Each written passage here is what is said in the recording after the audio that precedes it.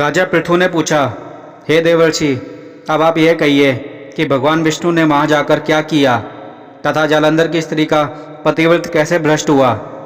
नारद जी ने कहा, जालंधर के नगर में जाकर भगवान विष्णु ने उसकी पतिव्रता स्त्री वृंदा का पतिव्रत भंग करने का विचार किया। वह उसके नगर में एक उद्यान में जाकर ठहर गए और रात में उसे स्वप्न दिया। वह उनकी माया और अद्भुत कार्य पद्धति थी और उनकी माया द्वारा जालंधर की स्त्री पतिव्रता वृंदा ने रात में यह स्वप्न देखा कि उसका पति नग्न होकर सिर पर तेल लगाए महिष पर चढ़ा है। वह काले रंग के फूलों की माला पहने हुए है तथा उसके चारों ओर हिंसक जीव हैं। वह सिर मुंडाए हुए अंधकार में दक्षिण दिशा की ओर जा रहा है। उसने अपने नगर को समुद्र में डूबा हुआ देखा और इस प्रकार के बहुत से भयानक सपने देखे।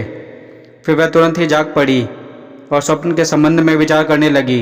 इतने में उसने सूर्य को उदय होते हुए देखा तो सूर्य में उसे एक छिद्र दिखाई दिया तथा वह कांतिहीन था। इसे उसने अनिष्ट जाना और भयभीत होकर रोने लगी। वह छज्जे पर गई, अटारी पर चढ़ी, भूमि पर उतरी, मगर उसे कहीं पर भी शांति प्राप्त नहीं हुई। फिर वह अपनी 2 सखियों को साथ लेकर उपवन में गई, परंतु वहाँ भी उसे शांति नहीं हुई।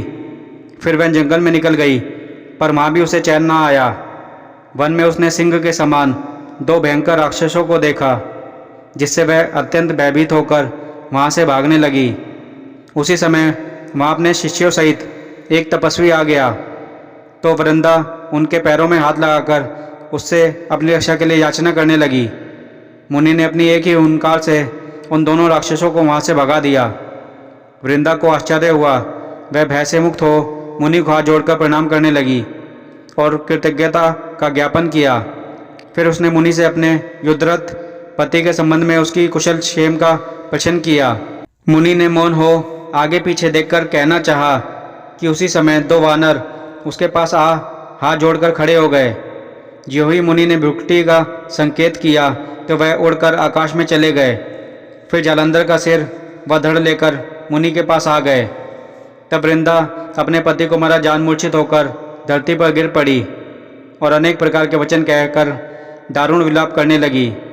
तत्पश्चात उसने मुनि जी से कहा, हे कृपानिधे, आप मेरे पति को जीवित कर दीजिए। पतिव्रता परायण दैत्य पत्नी ऐसा कहकर दुखी श्वासों को छोड़ती हुई मुनि के चरणों में गिर पड़ी। तब मुनीश्वर ने कहा, वह शिवजी द्वारा युद्ध में मारा गया है, अतः वह जीवित नहीं हो सकता, क्योंकि जिसे भगवान शंकर मार देते हैं वह कभी जीवित नहीं हो सकता।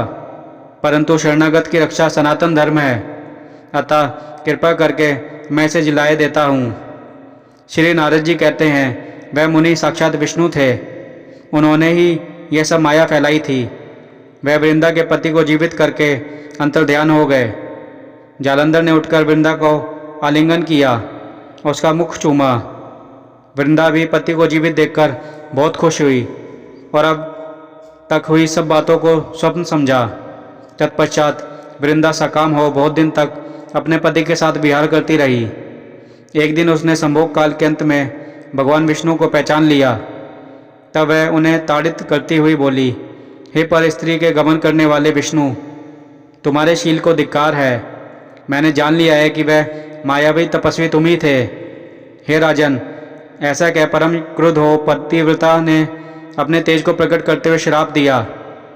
जो तूने अपनी माया से 2 राक्षस मुझको दिखाए थे, वही दोनों राक्षस किसी समय तुम्हारी भी स्त्री का हरण करेंगे और उसके विरह में दुखी होकर तुम वानरों की सहायता से वन में भ्रमण करोगे और वह सर्वेश्वर जो इस समय तुम्हारा शिष्य बना हुआ है वह वहाँ पर तुम्हारा साथी रहेगा। ऐसा कहकर पतिव्रता वृंदा भगवान विष्णु के लाख मना करने पर भी अग्नि में प्रवेश कर गई। ब्रह्मा आदि देवता आकाश से उसका प्रवेश देखते रहे। वृंदा के शरीर का तेज श्री पार्वती जी के शरीर में चला गया और आकाश में जय जयकार होने लगी। पतिव्रत धर्म के प्रभाव से वृंदा ने मुक्ति प्राप्त की। कार्तिक माह में सुनने के लिए धन्यवाद।